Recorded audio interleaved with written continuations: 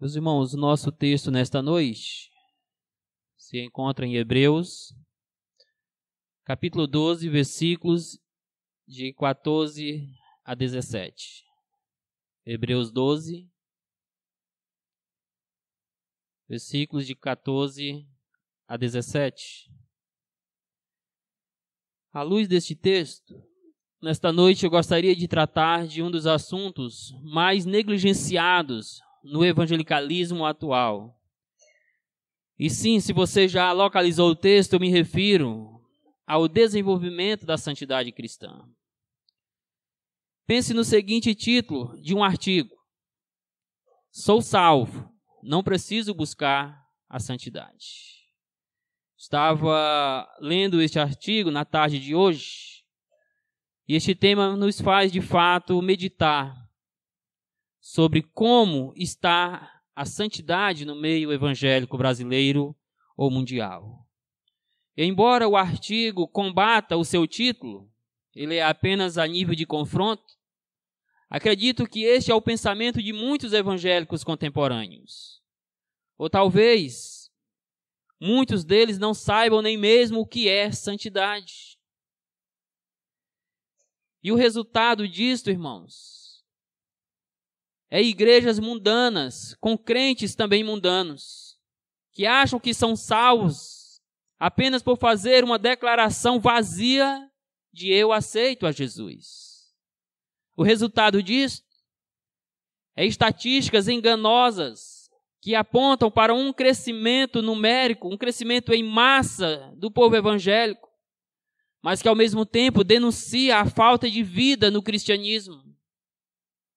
O resultado é o crescente e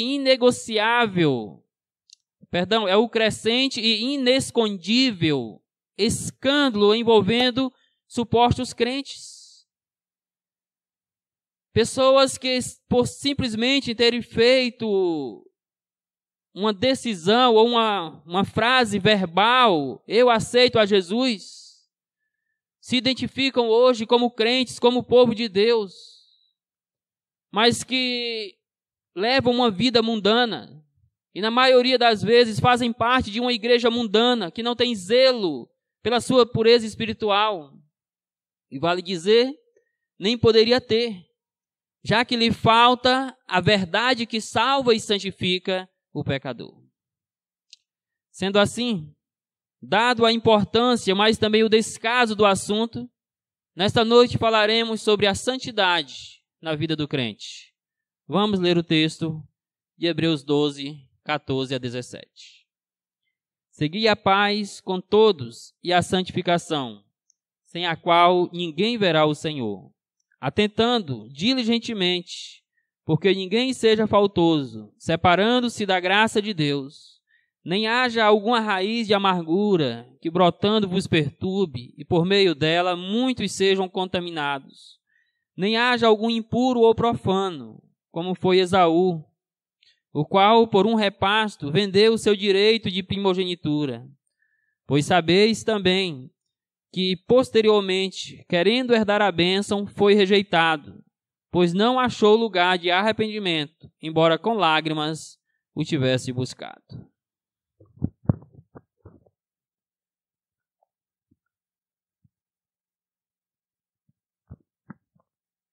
Portanto, meus irmãos, o nosso propósito nesta noite é desenvolver a ideia de que o crente deve viver em santidade. E à luz desse texto, veremos 3 maneiras para que isto possa ser alcançado na vida cristã. A primeira maneira é através da santificação, versículo 14 até o versículo 15, parte A. O verbo, deixa sua Bíblia aberta, por favor, e acompanhe o texto. O verbo seguir aí no início do versículo 14 tem o sentido de perseguir um fugitivo. E ele podia ser usado para se referir a um caçador em busca de sua caça, ou até mesmo para se referir a uma autoridade, como por exemplo, um policial militar que perseguia um fugitivo, ou que persegue um fugitivo. Isso significa, meus queridos, que a instrução que segue somente é possível por meio de muito empenho, de muito esforço. Pense, por exemplo, em um policial fazendo uma perseguição de um fugitivo. Ele vai ter que empenhar esforço, ele vai ter que empenhar dedicação se de fato ele quer alcançar aquele fugitivo. Imagine um caçador em busca de uma caça, ele tem que ter dedicação, ele tem que se esforçar, ele tem que ter técnicas para alcançar aquela caça, se assim estiver fugindo dele. A mesma forma é na vida cristã. Se queremos alcançar aquilo que o texto vai colocar, a paz e a santificação, precisamos ser persistentes. Precisamos buscá-la com todo o empenho, com todo o coração. Este verbo, irmãos, ele é usado pelo autor para expressar dois objetivos na vida cristã, o verbo seguir. Primeiro, para dizer que o crente deve buscar ou perseguir viver em paz com todos. A ideia é que devemos estar em paz com todas as pessoas, que devemos estar dispostos a ir o mais longe possível para vivermos em paz com todos. Mas algo precisa ser dito aqui. Embora sim, o texto diz que devemos seguir a paz com todos, nos esforçar ao máximo para ter paz com todos. Mas também tem o sentido, irmãos, de que há um limite no estabelecimento desta paz. Ou seja, no nosso buscar a paz com todos, não podemos comprometer a nossa santificação. Não podemos comprometer os princípios da palavra de Deus. Por exemplo, se é para viver em paz com meu vizinho, se para viver em paz com meu vizinho eu preciso compartilhar de suas práticas pecaminosas, então eu prefiro que ele me tenha como inimigo. Se é para ser ou estar em paz com colegas de trabalho, com colegas de estudo, de faculdade, com autoridades civis, mas se para isso precisamos comprometer a nossa santificação, é melhor que eles nos tenham como inimigos. Portanto, embora devamos buscar a paz com todos, não podemos negociar a nossa fidelidade às Escrituras e a nossa santidade pessoal e também coletiva com a igreja.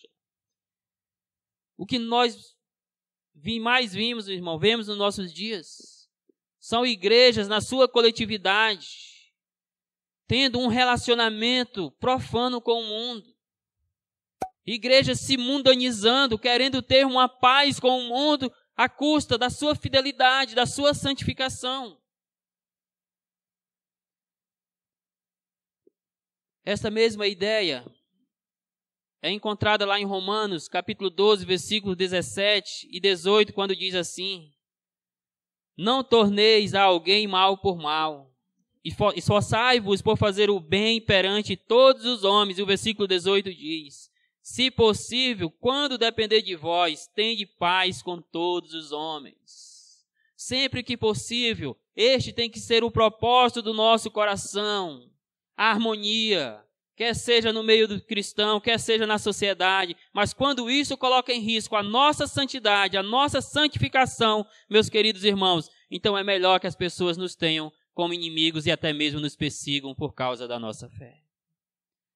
Assim, devemos sim seguir a paz com todos, mas dentro dos limites daquilo que é bíblico.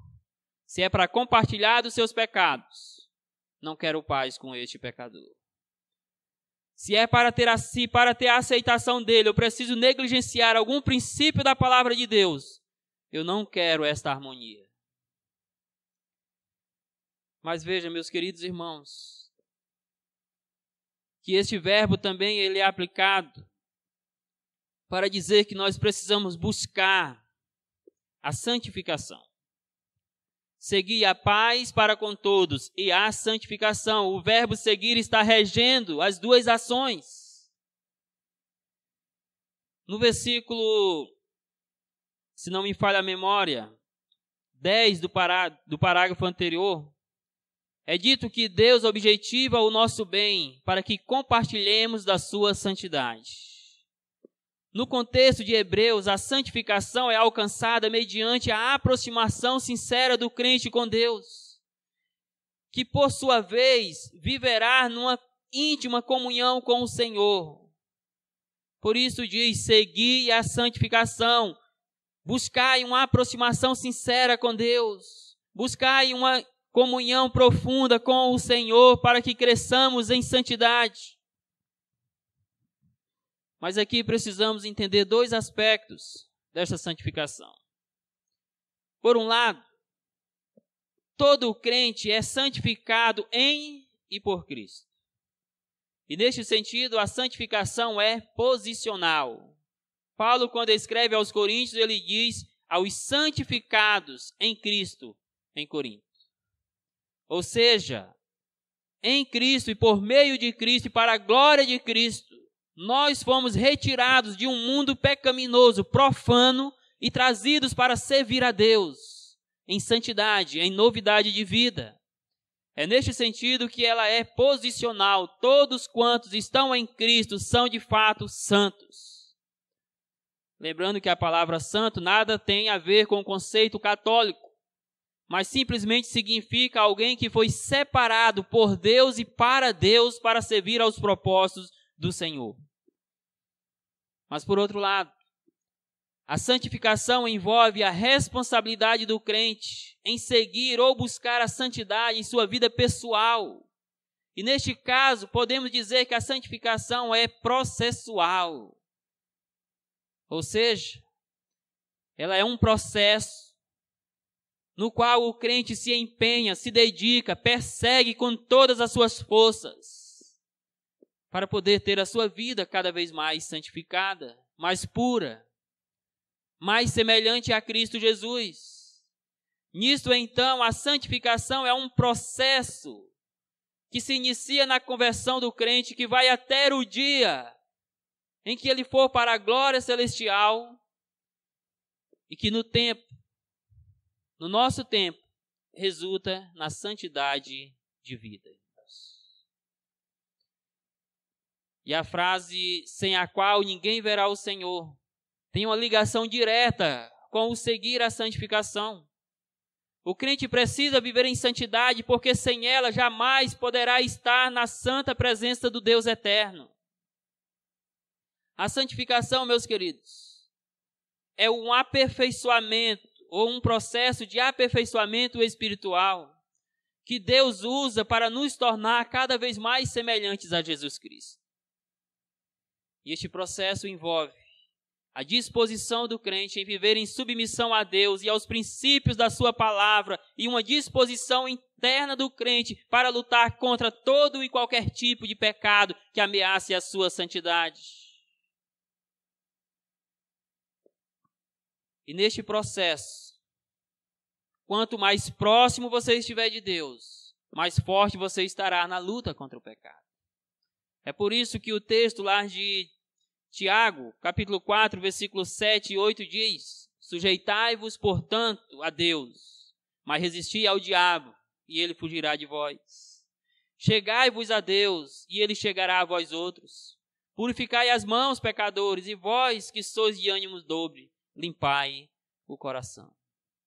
Meus queridos irmãos, como precisamos de crentes que vivam em sujeição à vontade de Deus, que resistam aos dardos inflamados do maligno.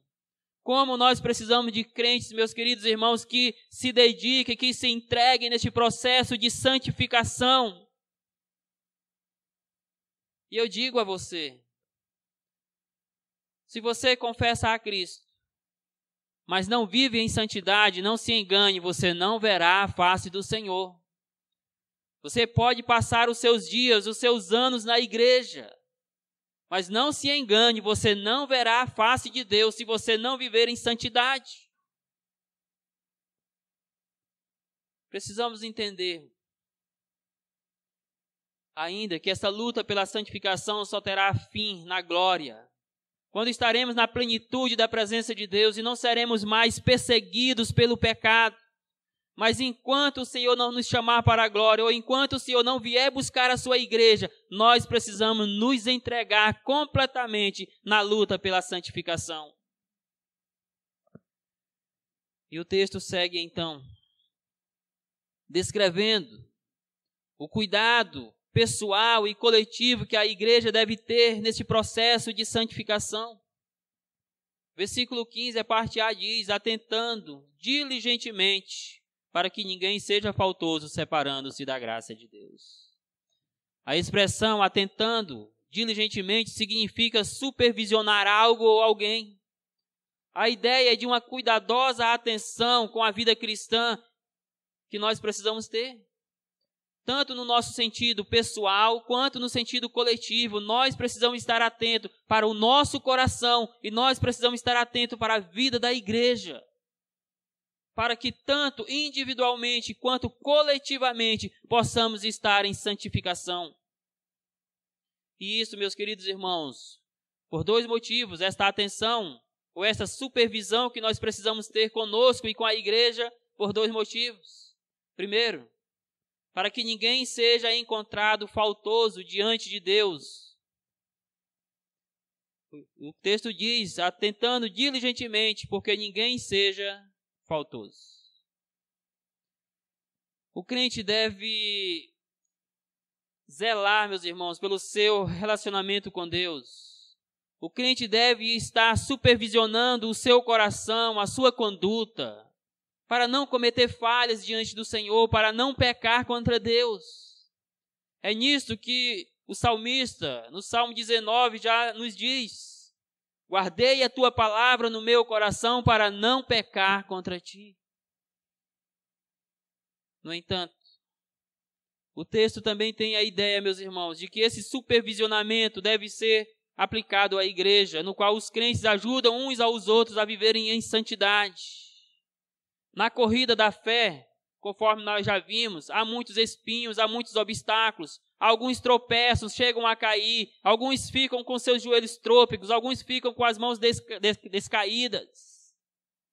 Mas no contexto aqui, todos precisam viver em santificação e aqueles que estão mais fortes precisam ajudar os mais fracos, os mais maduros precisam ajudar aqueles que estão iniciando na fé. Só assim teremos uma santidade individual e coletiva quando todos nós nos preocuparmos com a santificação da nossa vida e da nossa igreja. Podemos dizer que na igreja somos uma família e cada membro é responsável pela saúde espiritual do outro. E nisso, lá em Gálatas 6,10, diz o seguinte: por isso, enquanto tiverdes oportunidade, façamos o bem, mas principalmente aos da família da fé. Isto também é verdade quando aplicado à nossa vida espiritual. Mas o segundo motivo, meus queridos irmãos, para que haja esse supervisionamento, é para não sermos afastados da graça de Deus. Diz o texto, ninguém seja encontrado faltoso, separando-se da graça de Deus. A expressão separando-se da graça de Deus denota a razão do cuidado que devemos ter na vida cristã. E é claro que esta expressão não significa cair da graça ou perder a salvação, até porque isso, sabemos, não é possível de acontecer. A graça de Deus aqui, meus irmãos, significa todos os benefícios que Deus nos dá mediante a sua graciosa vontade. Desta forma, a expressão significa deixar de usar os benefícios que a graça de Deus disponibiliza para abençoar o crente e ajudá-lo no seu processo de santificação. Devemos nos fortalecer uns aos outros, encorajar uns aos outros, ajudar a curar os joelhos trôpegos, a levantar as mãos descaídas, para que juntos, meus queridos, possamos fazer uso dos recursos da graça de Deus para a vida cristã. A ideia é que falhamos na vida com Deus, falhamos em viver em santificação quando deixamos de usar os recursos que a graça do Senhor, que o Senhor coloca graciosamente ao nosso dispor. Quando nós abandonamos a graça, ou os benefícios da graça do Senhor, como por exemplo a oração, a leitura da Bíblia, o estar cultuando coletivamente ao Senhor, a comunhão cristã e tantos outros benefícios, nos tornamos presas fáceis do pecado. Por isso, o autor diz: atentem-se diligentemente, para que vocês não sejam faltosos, ou seja, para que vocês não pequem contra Deus, separando-se da graça do Senhor, dos benefícios da sua graça. O crente que está em pecado, ele deixa de ser beneficiado por muitos aspectos da graça divina para a sua vida. Portanto, se você foi escolhido por Deus para a salvação, a santificação não é opcional, ela é uma ordem explícita que requer muita dedicação e entrega. Porém, esta ordem ela é seguida por uma gloriosa motivação, que é a presença do Senhor por meio da fé. Sem santificação, ninguém verá ao Senhor. Então, a maneira de estarmos mais próximos de Deus, a maneira de estarmos nos preparando para o nosso glorioso encontro com Deus, é nos santificando a cada dia para a glória dele. Mas a segunda maneira, irmãos, que esse texto nos coloca para que o crente possa viver em santidade é através da purificação interior, versículo 15, parte B apenas. Nem haja alguma raiz de amargura que brotando vos perturbe, e por meio dela muitos sejam contaminados. O autor de Hebreus, por toda a carta, demonstra muita preocupação com a pureza espiritual da igreja. E a orientação do texto visa nos ajudar ou ajudar os crentes a se manterem puros diante do Senhor, ou seja, a não serem contaminados por nenhum tipo de pecado. A raiz de amargura indica que, se não purificarmos o nosso coração da imundícia do pecado, esse pecado vai acabar frutificando, brotando em nós e ganhará forças e nos causará danos terríveis. A amargura que o texto fala aponta para uma pessoa amargurada de espírito, que nunca está satisfeita com Deus e as coisas de Deus. Irmãos, e dentro do contexto de Hebreus era justamente este o pecado do povo. Descontentamento com a pessoa de Cristo, com a suficiência de Cristo, com a autoridade de Cristo nas suas vidas e na vida da igreja.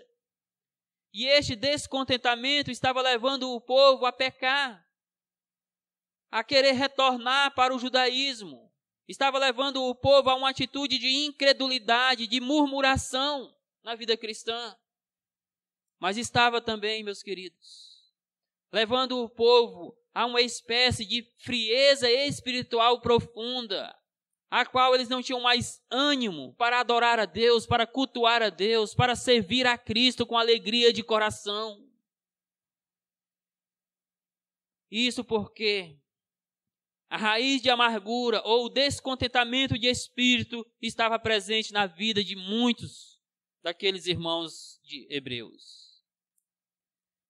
E esse tipo, meus irmãos, de pessoas que não têm contentamento em Cristo, eles vão se tornando cada vez mais presas fáceis para o pecado. Porque eles vão deixando de se fortalecer espiritualmente em Cristo, que é o pão da vida, que é a água da vida. Por isso o autor diz: tenham cuidado. Está como que dizendo: tenham cuidado, não haja nem vocês nenhuma raiz de amargura, nenhum descontentamento com Cristo, nenhum descontentamento na vida com Deus. Porque isso, meus queridos, é um pecado que pode brotar no coração do crente. Possivelmente, o autor da carta tem em mente o texto de Deuteronômio 29, 18, onde Moisés adverte o povo contra o pecado da idolatria nestes termos que vou lhes dizer. Veja o que Moisés disse: cuidem que não haja entre vocês nenhum homem ou mulher clã ou tribo, cujo coração se afaste do Senhor, o nosso Deus, para adorar os deuses daquelas nações, e para que não haja no meio de vocês nenhuma raiz que produza esse veneno amargo.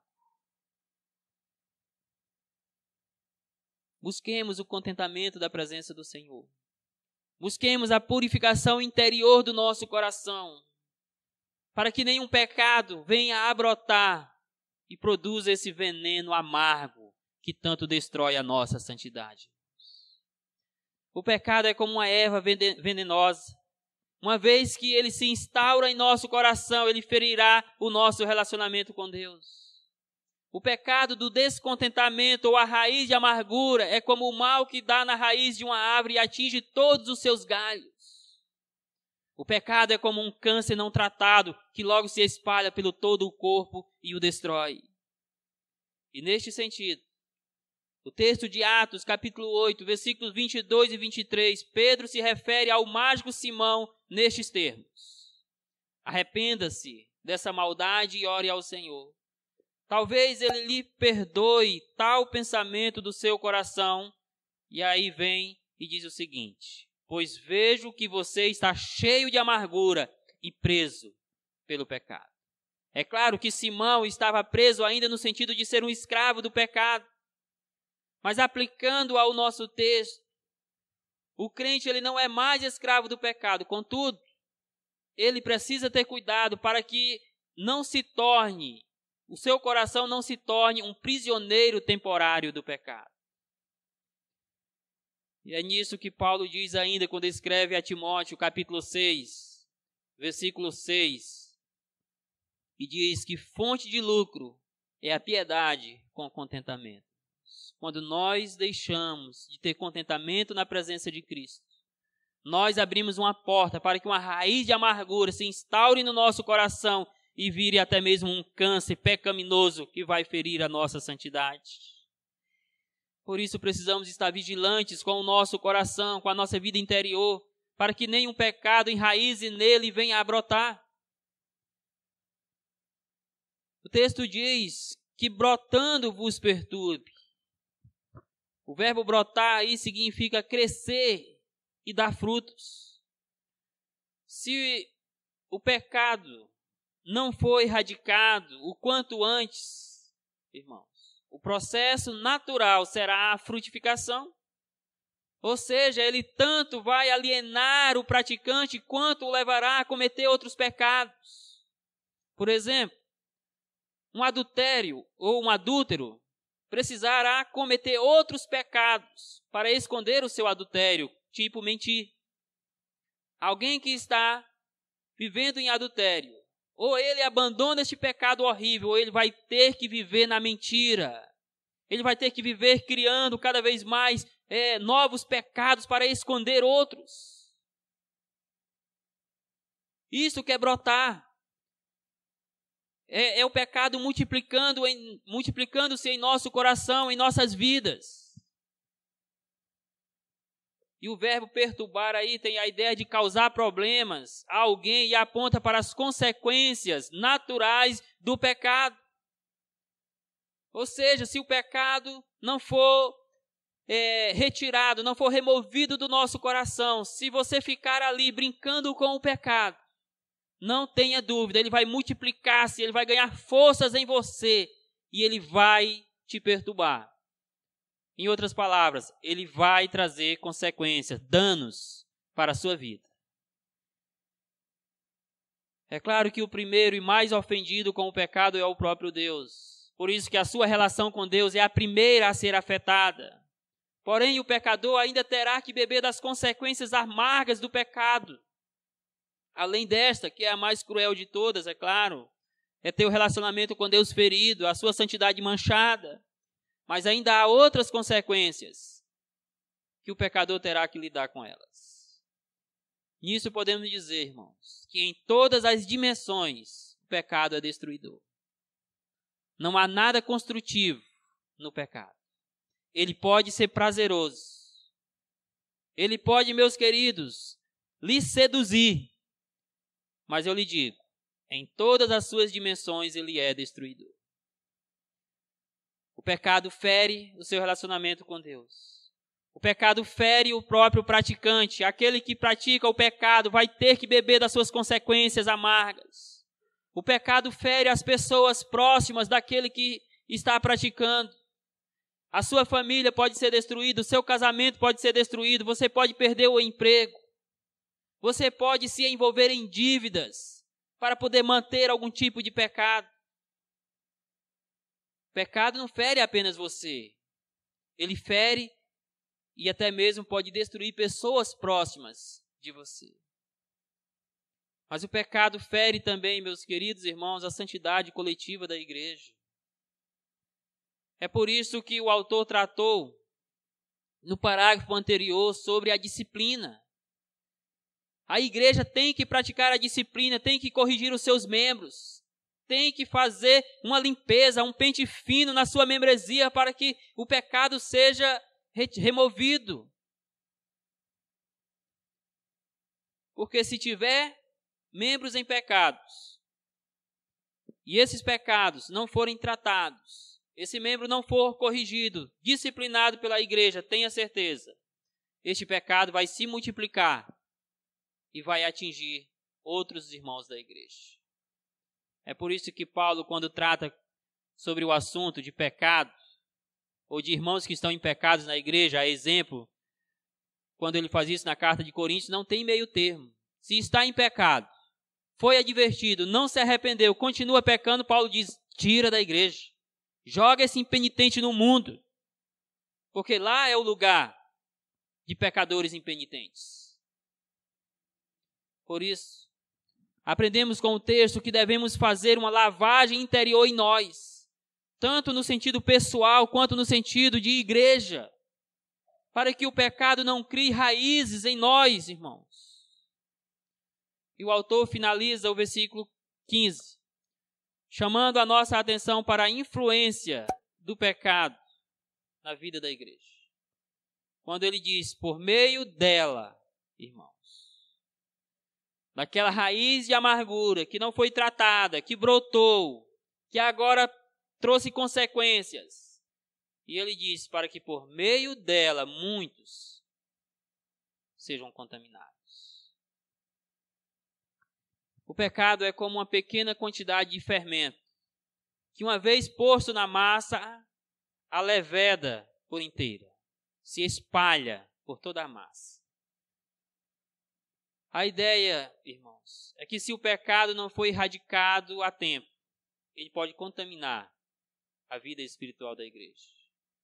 Ele pode trazer danos sérios para a integridade da igreja. Este mesmo termo, contaminados, é usado pelo apóstolo Paulo em Tito, capítulo 1, versículo 15, para se referir à contaminação dos incrédulos. Veja como o termo é forte. O autor de Hebreus está usando um termo que em outro lugar das Escrituras é usado para se referir a ímpios. Irmãos, se não curarmos o pecado, ou não curarmos o nosso coração dessas influências pecaminosas, a consequência é que daqui a pouco vamos estar agindo como ímpios, como incrédulos que não conhecem a Deus, com vidas corrompidas, com atitudes depravadas. Veja o que diz lá em Tito 1,15. Todas as coisas são puras para os puros, todavia, para os impuros e descrentes nada é puro, porque tanto a mente como a consciência deles estão corrompidas. A palavra corrompida aqui é o mesmo que Hebreus usa como contaminado.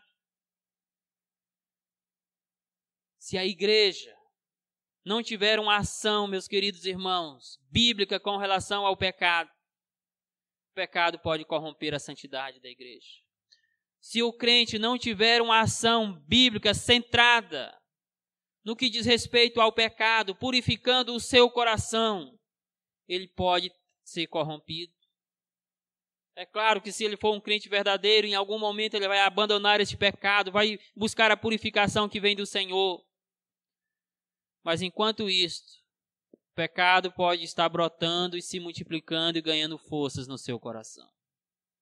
Portanto, Tenhamos muito cuidado com qualquer tipo de pecado, pois ele pode corromper ou contaminar a nossa vida e a nossa igreja. O melhor caminho, meus queridos, é expor o nosso coração a um diagnóstico preciso da palavra de Deus para que ele seja purificado, ele seja tratado das influências do pecado. O melhor caminho é resistir ao pecado mediante uma aproximação de Deus, para que ele não brote e ganhe forças no nosso coração.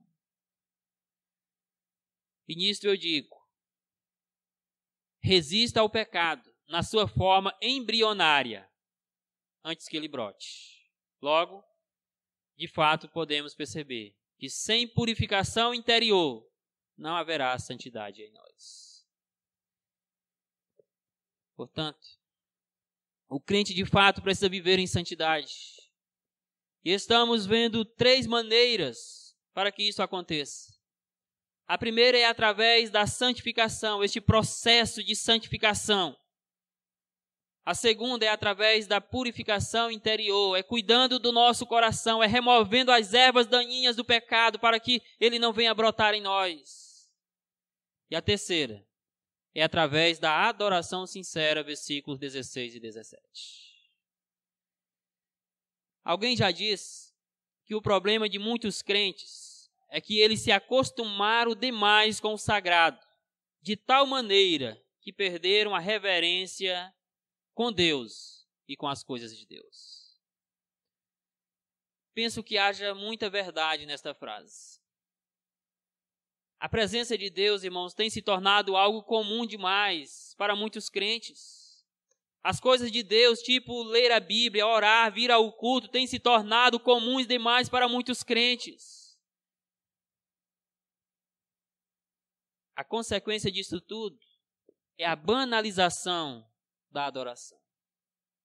A consequência é que temos muitos homens e mulheres profanos sendo chamados de adoradores, quando na verdade são ímpios. A consequência é que temos muitos falsos crentes sendo identificados como adoradores em nossas igrejas, simplesmente porque disseram, eu aceito a Jesus. A consequência disto tudo é que temos muitos crentes verdadeiros vivendo uma adoração superficial a Deus. Então tenha muito cuidado para que você não esteja tão acostumado com o sagrado ao nível de deixar de reverenciar a Deus, as coisas de Deus, ao nível de que a sua adoração esteja sendo ferida. O texto, irmãos, nisto, o texto nos exorta a não sermos como Saul, que, como bem sabemos, e o texto vai nos mostrar também, foi um falso adorador. O termo impuro, quando o texto diz, nem haja algum impuro ou profano, como foi Esaú, o termo impuro aqui descreve alguém de vida imoral, comumente aplicado ao contexto sexual, irmãos. Este termo é usado, por exemplo, ao marido que adultera, traindo assim a confiança da sua esposa, rompendo a sua aliança conjugal para com a sua esposa. E mesmo tendo sido criado num lar temente a Deus, Esaú trilhou o caminho da desobediência. Desta forma, na perspectiva do autor de Hebreus, sendo ele israelita, quando deixou de andar no reto caminho do Deus de Israel, Esaú cometeu um adultério espiritual. O autor está usando o termo imoral para se referir a Esaú, para nos trazer uma lição espiritual. Para dizer, meus queridos irmãos, que quando Esaú desprezou as bênçãos celestiais pelas bênçãos temporárias, um repasto, um prato de comida, ele estava traindo o próprio Deus, porque ele estava trocando Deus e as coisas de Deus por aquilo que é terreno. Ele cometeu um adultério espiritual. E é claro que o caso de Esaú, sabemos que foi muito mais a fundo. Ele não foi um homem verdadeiramente temente a Deus. Ele não foi um verdadeiro adorador do Senhor, embora tenha crescido no meio do povo de Israel.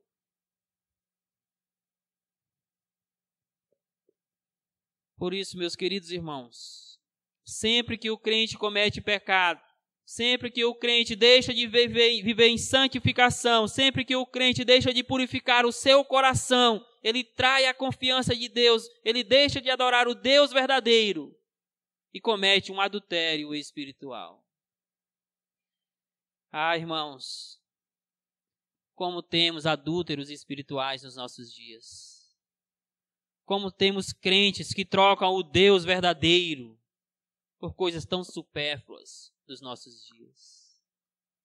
Como temos crentes que trocam a verdadeira adoração por uma adoração barata que está sendo oferecida nos arraiais evangélicos dos nossos dias. E o termo profano se refere a alguém que trata as coisas de Deus com desprezo. Foi exatamente isso, irmãos, que Esaú fez. Ele tratou as coisas de Deus com descaso, com desprezo. Nós sabemos que Esaú foi o primogênito. E como primogênito ele era abençoado por Deus mais do que os demais. Ele tinha privilégios. Ele tinha bênçãos que eram destinadas unicamente a ele como primogênito. No entanto, o que foi que ele fez? Para saciar a sua fome, simplesmente trocou o seu direito de primogenitura por um prato de comida. Isso demonstra, irmãos, que Saul foi um homem irreverente, que Saul foi um homem que desprezou a Deus e as coisas de Deus. Ele tratou as coisas do Senhor de maneira comum, demais, sem a devida reverência e respeito que elas merecem. Talvez, e quero eu acreditar, não haja nenhum imoral entre nós. Talvez não haja nenhum adúltero entre nós. Mas será se não há alguns entre nós que estão fazendo descaso, que estão desprezando a Deus e as coisas de Deus?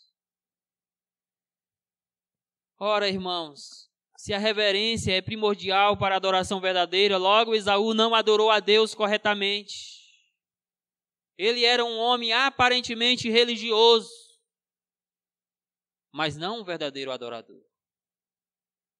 Ele cresceu, ele foi educado dentro da religião judaica, israelita. Ele foi certamente levado quando criança para adorar, para sacrificar junto com seus pais.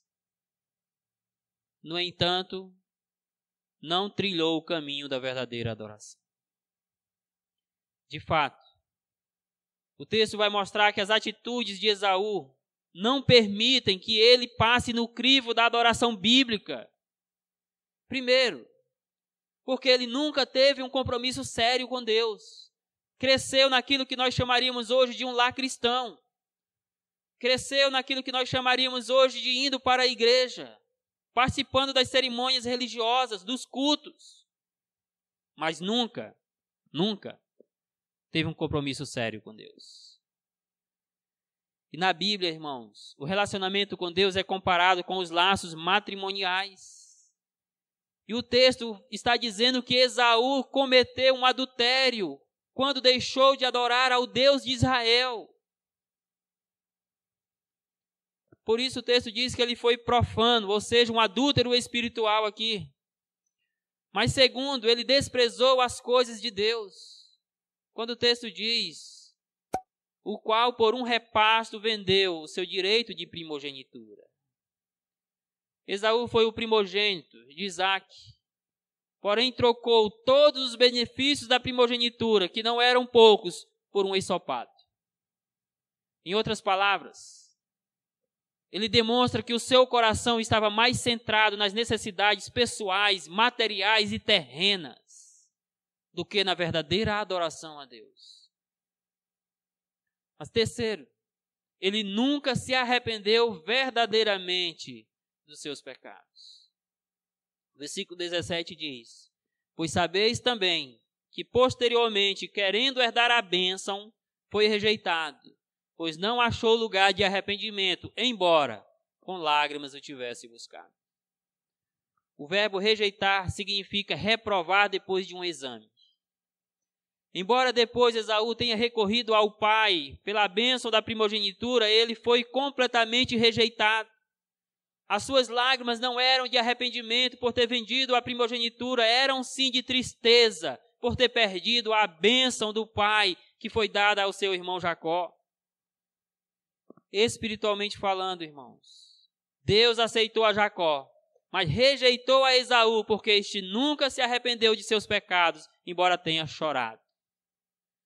Então veja que nem sempre lágrimas é sinônimo de arrependimento verdadeiro. Nem sempre aqueles que respondem a um convite de quem quer aceitar a Jesus, tão popular nos nossos dias, que vem chorando à frente de uma igreja, nem sempre estas lágrimas demonstram o arrependimento verdadeiro. Esaú é um caso muito real sobre isso. Depois ele quis ser abençoado, mas ele foi rejeitado. E ele derramou lágrimas, mas as suas lágrimas não eram sinceras no sentido de um verdadeiro arrependimento. Desta maneira, irmãos, as suas lágrimas eram movidas por interesses pessoais e não por quebrantamento espiritual.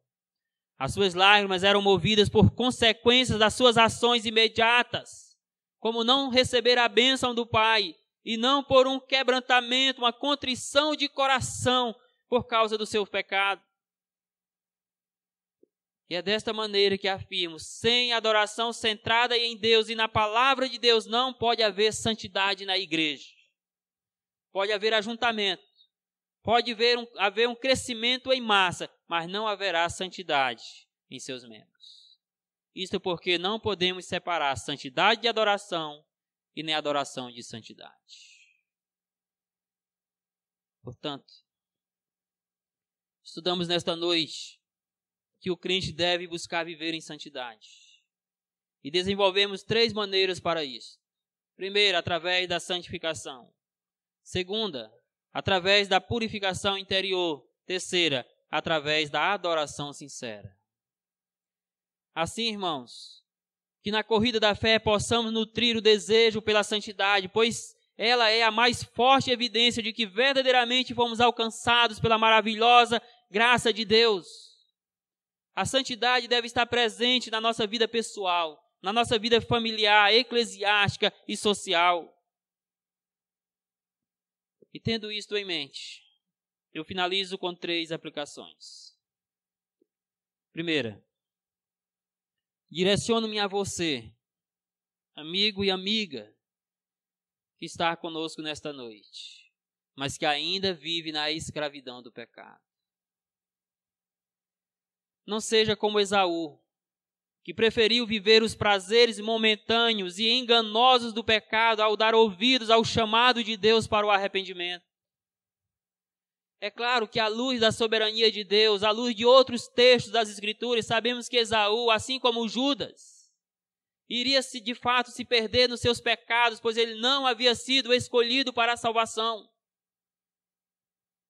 Mas como eu não sei quais são os eleitos de Deus, eu exponho diante de todos vocês nesta noite a oportunidade de responder com fé e arrependimento a mensagem de Deus nesta noite. Como eu não sei quem são os escolhidos de Deus para a salvação, eu convido-lhe a sondar as impurezas do seu coração e vir a Cristo para receber o perdão e a restauração da sua vida espiritual. Chamo-lhe a olhar para a santidade de Deus, ao mesmo tempo em que você contempla a maldade no seu coração, para que você seja convencido da sua terrível condição diante de Deus e se arrependa dos seus pecados. Convido-lhe a olhar para os danos que o pecado causou e causa na sua vida, primeiramente tendo-lhe afastado de Deus e depois destruindo você e tudo quanto você ama, para que você atenda o chamado de Deus e venha ao arrependimento. E enfim, eu digo a você, caro visitante, que se nesta noite Deus lhe chamou ao arrependimento, se Deus quebrantou o seu coração nesta noite, venha a Ele. E Ele lhe conduzirá até Cristo. E Cristo lhe purificará dos seus pecados. E Cristo lhe trará a salvação da sua vida, a remissão dos seus pecados. Ouça o chamado do Senhor nosso Deus para o seu coração nesta noite. E se prostre diante deste Deus Santo, para que você seja também santificado, purificado dos seus pecados. Segunda aplicação. Refiro-me à igreja e exorto-a a ter mais disposição em buscar a santificação. Eu penso não estar sendo injusto ao pensar que a grande maioria do povo evangélico atual não leva a sério a santidade requerida por Deus. E digo mais, me dói o coração só em pensar que possa haver pessoas assim em nossa igreja, que estão brincando com Deus, que não levam a sério a santificação, o andar em novidade de vida. Meus queridos, sendo que o pré-requisito para ver o Senhor é a santidade, eu acredito que muitos dos que se identificam como evangélicos hoje ficarão de fora do reino de Deus. As pessoas precisam parar de brincar de ser crente e levar a obra sacrificial de Jesus Cristo a sério. Ou então elas devem sair da igreja e ir para o mundo. Pois é no mundo aqui é o lugar de pecadores obstinados, impenitentes, que não se arrependem dos seus pecados, que não querem viver em santidade, que não querem obedecer a Cristo. E é por isso que eu rogo aos membros dessa igreja que removam todas as atitudes e comportamentos impróprios à sua condição de salvo. Rogo-lhes que entendam que a santidade envolve todas as áreas da sua vida e por isso persiga todos os segundos da sua vida para viver em santidade. Transpire santidade, irmãos. E eu digo ainda, sem a prática da santidade, o pecado será fortalecido e você será enfraquecido espiritualmente. Por isso, não minimize a necessidade de uma vida santa, nem a gravidade do pecado em seu relacionamento com Deus. Parafraseando o evangelista Moody, eu digo ao seguinte: afaste-se do pecado, ou o pecado lhe afastará de Deus. Viva de forma santa, ou você vai ter uma vida profana. Terceira e última aplicação. Não podemos tratar, meus queridos, com desprezo os princípios reguladores da palavra de Deus para a adoração. No capítulo 4 do Evangelho de João, no diálogo entre Jesus e a mulher samaritana, o nosso Salvador expressa duas prescrições inegociáveis para a adoração bíblica. Primeira prescrição: ela deve ser feita em espírito. Chegará o momento, e já chegou, em que os verdadeiros adoradores adorarão o Pai em espírito. Ou seja, irmãos, a adoração bíblica é algo espiritual. É algo que não pode ser fabricado nem submetido aos sentimentos e emoções carnais do homem. Deus não se agrada desses ajuntamentos chamados de adoração em nossos dias, pois lhe falta o principal, que é o sincero espírito quebrantado. Deus não se agrada da maioria das igrejas evangélicas contemporâneas, que tem muito barulho, mas pouca espiritualidade. Porque Deus quer adoradores que sejam verdadeiramente espirituais, que zelem pela vida cristã, que se preocupem com a santidade, que tenham almas cativas da palavra de Deus. A adoração que agrada ao Senhor é uma adoração espiritual, meus irmãos. Mas segunda, lá Jesus diz que esta adoração deve ser feita em verdade. Ou seja, deve estar de acordo com as verdades da palavra de Deus. A adoração não pode ser submetida a um manual criado pela igreja, criado por homens. Deus não quer apenas igrejas lotadas, Ele busca verdadeiros adoradores que adorem ao Pai de forma espiritual, mas que esteja também em acordo com as verdades da palavra de Deus.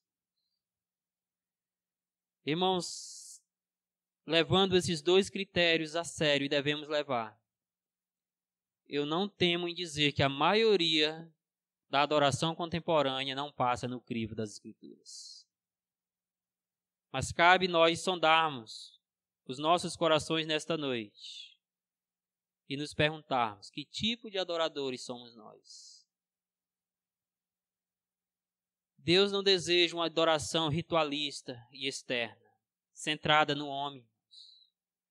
Deus deseja sim uma adoração que seja verdadeira e espiritual, centrada nele e na sua palavra. E então eu continuo, ou melhor dizendo, eu finalizo perguntando: que tipo de adorador é você?